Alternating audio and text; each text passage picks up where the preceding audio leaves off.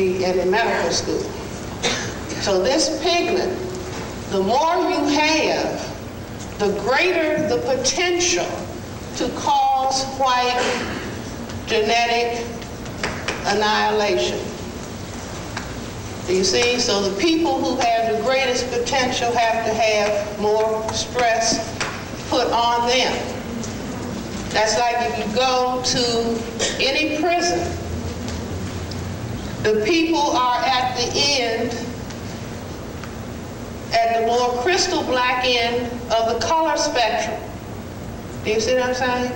Meaning that you're more of a threat the more pigment you can produce at a genetic determining level.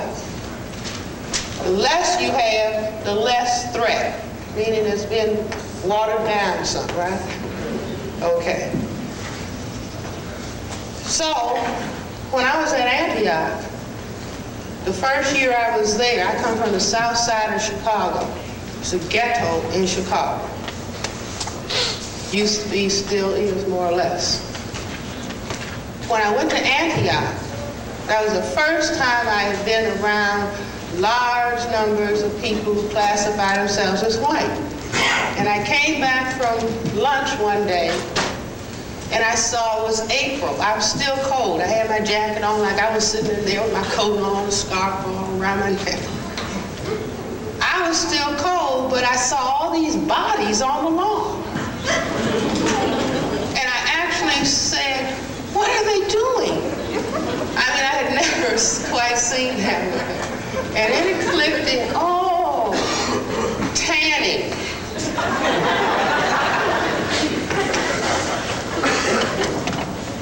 Now that was in the 1950s, but it wasn't until I decoded this thing I said, tanning. Oh, tanning.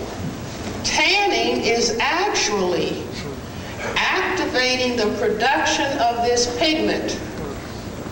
If people's skins are white, there is a deficiency of the enzyme tyrosinase, Tyrosinase. There are cells that are called melanocytes. Their job is to produce melanin, but it requires the presence of the enzyme tyrosinase. If the tyrosinase is missing, and when it's missing, it is referred to as a genetic deficiency state. This is not Francis Welsing's terminology.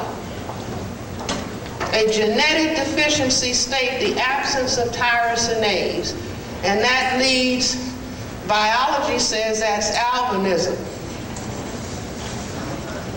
That's just skin whiteness. Doesn't matter whether it's a mouse, a roach, or a tiger. The failure of the melanocyte, because everybody, whether we're white, black, brown, red, we all have melanocytes.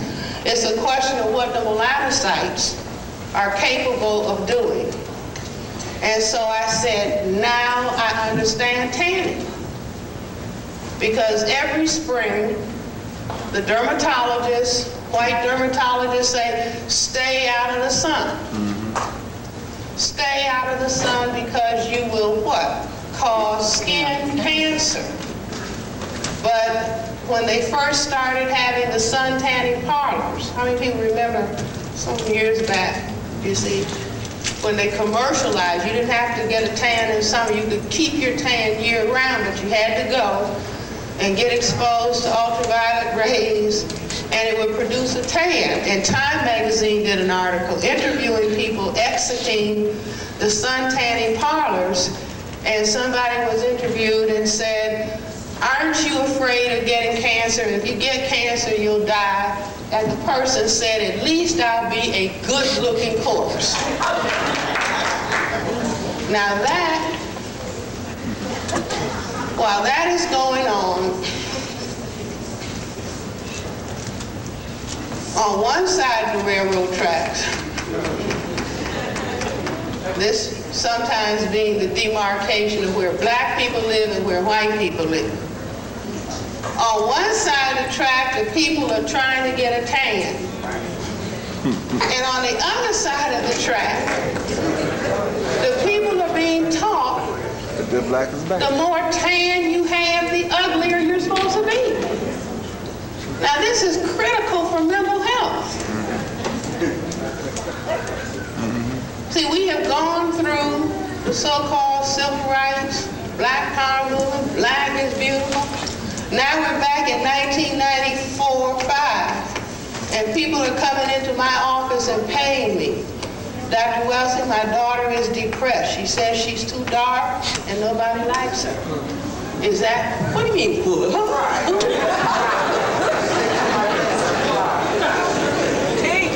See, mental health means you don't lie to yourself. See, if you lie to yourself, we call that psychosis. That would be like me saying, I'm Queen Elizabeth. And so you say, well, poor Dr. Wilson.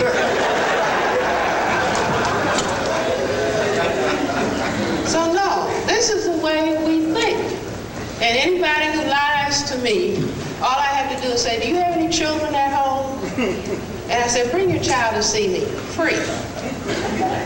And I just ask the little children, give them a whole spectrum of colors from crystal black to near white. And all I say is, what's mommy's favorite color? Is it? Or sweetheart, what color doll do you want? And the little child will go right directly and point at what they have been taught. The question is, does this society teach the love and admiration of crystal black? No. No. No. You don't see crystal black represented on TV unless it's being a clown and being degraded. You don't see it in a magazine. You don't see it in a newspaper. Just go home and monitor your TV, pick up any magazine, pick up any book that you want. But check it. This melanocyte is described not by Francis Wilson, by the cell biologist as the second most sophisticated cell in the human body. Second only to the Betz, B-E-T-Z. It could be B-E-S-T, but it's B-E-T-Z. Those are the cells in the cerebral cortex that we use to think with.